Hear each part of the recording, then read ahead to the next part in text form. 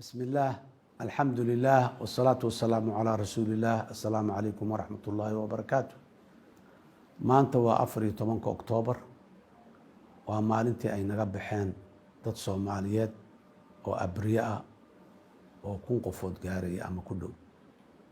dadkaas Soomaaliyeed inta la eg ee hooyooyin lahaa, aabbayaal lahaa, walaalo lahaa, dhammaantood saaka u soo qaraab tagay ilmahooda iyo guryahooda in ay caawa u loohidaan wax casho ay ku casheeyaan la laayay sidaa loo laayay cudurdaar looma heli karo.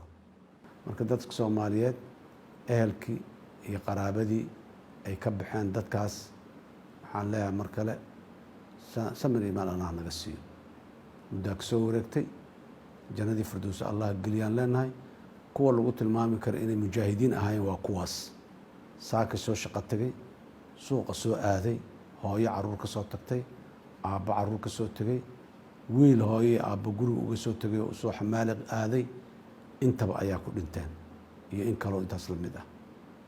arday iskuulka yimiday maxaan ku iraahday imid u socday intaba. arrintaas arrin aad iyo aad xanuun badan waaye. hadda oo maalinteedii la joogana xanuun badan ay ku xusuusteeda xanuun badan ay leedahay. laakiin haddana waxaas aad noo xanuuniyey ma iloobi karno. waa inaan mar walba xusuusanaa su-aalihii badnaay oo maalintii waxaas ay dhaceen la isweydiiyana ilaa iyo maanta in badanoo ka mid ah jawaabo looma haayo.